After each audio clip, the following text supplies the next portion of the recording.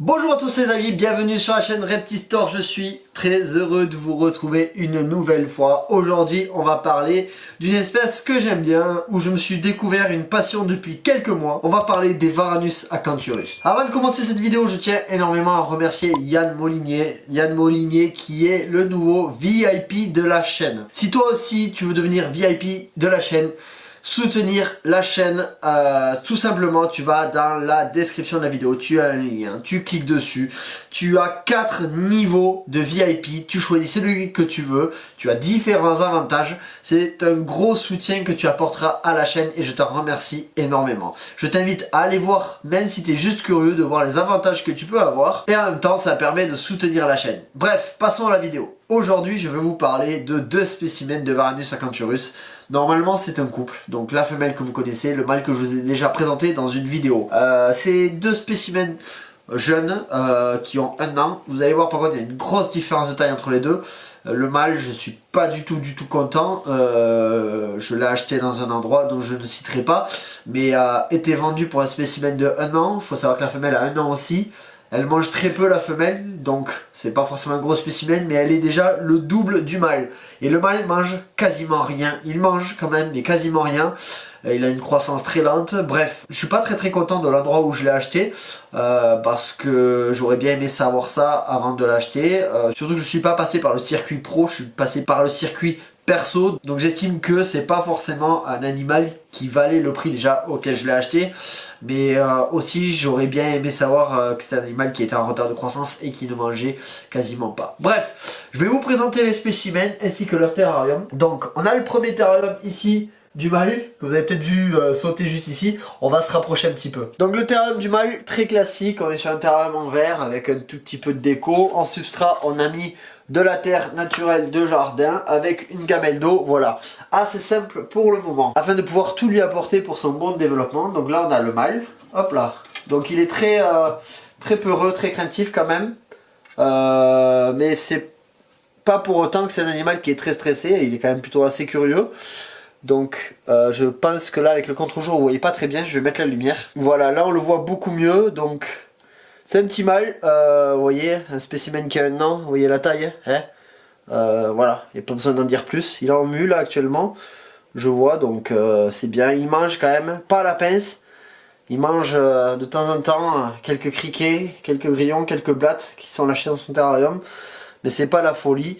Donc on va le remettre, hop là, on a un terrarium là qui fait 60 de long sur 35 sur 35, extrêmement temporaire, c'est-à-dire que une fois qu'il va avoir une taille quand même assez considérable, du moins une taille qui me conviendra, il partira dans un Airtex 120, 70, 50. Au niveau de l'alimentation, je lui propose régulièrement donc criquet, blattes du bia ainsi que des grillons, voilà, tout ça lâché dans le terrarium et je surveille.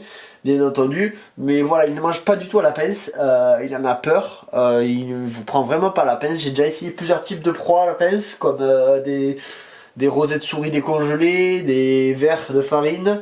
C'est pas des proies qui l'intéressent à la pince en tout cas. Donc voilà pour son terrarium et le spécimen mâle. Maintenant on va passer au spécimen femelle, afin de vous montrer déjà la différence de taille et aussi le terrarium. Alors là on va se retrouver maintenant devant le terrarium de la femelle. Donc ce que je vais faire c'est que je vais vous montrer en premier la femelle. Alors la femelle elle est pas du tout habituée à la manipulation aussi, donc on va essayer de l'attraper sans lui faire peur. Hop là, bon elle a filé, je vais essayer de l'attraper et je vous la montre tout de suite à l'écran. Donc la femelle, du même âge, hein, voilà. Et c'est pas un spécimen qui mange beaucoup, hein. Au contraire même, elle mange à la pince, par contre elle, sans difficulté. Mais je veux dire c'est pas une goinfre, donc on n'est pas sur un spécimen qui est boosté ou autre. Vous voyez la différence de taille, elle est quand même assez flagrante. Donc c'est la femelle que vous avez vue sur la vidéo où je fais le sexage chez le vétérinaire, ainsi que le puçage. Donc magnifique animal qui vient de chez Varan Occitan, donc Alexis. Petit coucou à toi sur cette vidéo. Varan à queue épineuse, vous voyez pourquoi. Donc tout ça là ce sont des épines. De ce que j'ai pu lire, moi j'ai pas observé ce comportement, mais de ce que j'ai pu lire, ils s'en serviraient dans la nature pour se cacher dans les rochers ou sous des souches.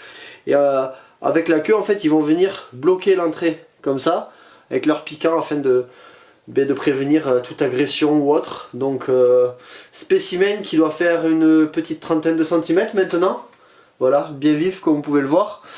Au niveau de son terrarium, donc on est sur un terrarium de la marque Airtech, un terrarium qui fait 120 de long sur 50 de haut mais 70 de profondeur. On a une lampe chauffante ici, basking spot de 50 watts.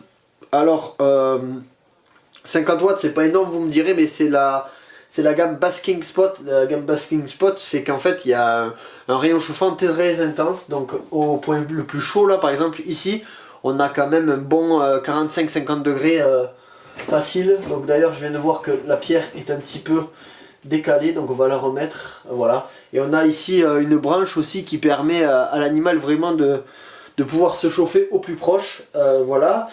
Au dessus là, donc on a une rampe Arcadia Pro T5, donc c'est un kit UVB en 12% qui permet vraiment de pouvoir fournir les UVB nécessaires pour les espèces qui sont désertiques comme ce varan acanthurus, donc varan à queue épineuse. Au niveau du substrat, pareil, on est sur de la terre de jardin, donc voilà, c'est un très bon substrat pour moi, un des meilleurs. Après par contre ça fait que votre terrarium va être très lourd, donc vous voyez sous le terrarium Airtech, j'ai un terrarium en bois afin de pouvoir bien soutenir bien sûr le poids de ce terrarium. Au niveau du nourrissage, donc là on est sur un animal qui prend facilement à la pince. Donc on va donner des grillons, des criquets, des blattes et je rajoute à ça aussi de temps en temps un petit peu de viande comme des rongeurs, voilà, du blanchon de rongeur ou du rosé de souris. J'ai déjà tenté de donner un œuf, bon elle n'est pas plus intéressée que ça. C'est un spécimen qui est un petit peu stressé parce qu'il est très peu manipulé au final. Mais très curieux quand même, ça n'empêche pas qu'il soit très curieux. Donc je vais essayer de me rapprocher maintenant dans le terrarium avec la caméra. On a la femelle qui est juste là-bas. Donc vous voyez le rendu du substrat, moi je trouve ça plutôt pas mal, la terre comme ça. Voilà, petit spécimen. Elle se demande un petit peu ce qui se passe, la caméra elle est pas très habituée. Voilà la queue épineuse, donc on s'en rend bien compte là, comme je vous disais. Et l'aménagement de son terrarium en fait c'est ultra simple, hein. Donc on a des rochers là au point le plus chaud pour bien accumuler la chaleur. Hop, elle a eu peur, elle est partie là-bas. Et après on a voilà des souches, une gamelle d'eau ici, une grosse branche qui traverse là le long. On a du liège ici, voilà, elle exploite vraiment tout son terrarium. Ce qu'elle fait souvent le matin, son point vraiment préféré, c'est au-dessus là. Au-dessus de la barre néon, parce que c'est quand même assez chaud, donc ça lui permet de pouvoir bien se chauffer. Après, voilà, elle se cache souvent sous la gamelle, ou alors sous les rochers comme ça. Je sais pas si vous la voyez là-bas, hop là. Elle est curieuse, hein, comme je vous disais. Elle est très curieuse, cette femelle. Donc c'est pas du red ni du yellow, c'est du classique normal. On va pouvoir bien l'observer là. C'est vraiment une espèce que j'apprécie de plus en plus et je me suis vraiment trouvé un intérêt pour les varans. Et notamment cette espèce qui est très active. Voilà, c'est pas comme les Varanus albigularis, c'est pas des gros bœufs quoi, c'est vraiment des animaux qui sont assez actifs, sveltes et avec qui on peut avoir une bonne interaction aussi. Donc le couple est formé, là-dessus il y aura peut-être une repro au moins une fois, voilà, pour pouvoir tenter la reproduction de Varanidés. Il y aura aussi le projet reproduction sur les Varanus albigularis. Dans tous les cas, je vous ferai suivre tout ça en vidéo afin de pouvoir partager avec vous. Je vais revenir un petit peu sur le paramètre de la température. Sur la température, donc je vous ai dit, au niveau le point chaud, donc très localisé, j'ai environ 50 degrés. Attention, c'est vraiment un point chaud localisé. Il ne faut pas se dire, ok, lui il chauffe à 50 degrés, donc je vais chauffer le terrarium à 50 degrés. De 1, vous allez cuire votre animal. De 2, vous n'allez pas faire d'économie, vous pouvez mettre le feu chez vous. Et puis pour chauffer un terrarium entier à 50 degrés, bon courage. Non, en fait, 50 degrés, c'est vraiment le point chaud le plus localisé. Si vous êtes vraiment juste en dessous de la lampe. Ensuite, plus on va s'écarter, plus bien sûr ce gradient thermique va baisser. Au point le plus frais, par exemple, j'ai 24 degrés. Celle-ci va pouvoir se réguler facilement. Pourquoi est-ce qu'on demande un point chaud aussi fort localisé?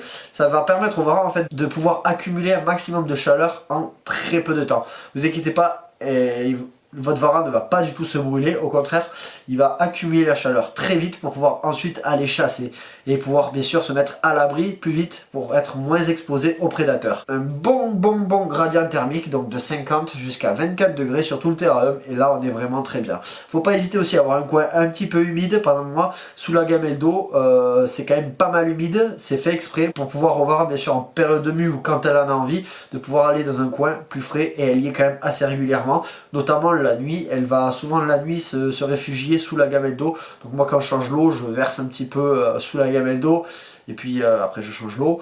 Ça arrive de temps en temps aussi, je vaporise le terrarium, notamment au point chaud pour pouvoir monter, faire des pics d'hygrométrie. Voilà, c'est juste de temps en temps. Sinon après en termes d'hygrométrie, il faut pas non plus se mettre des mesures bien fixes. Voilà, faut rester logique là-dedans.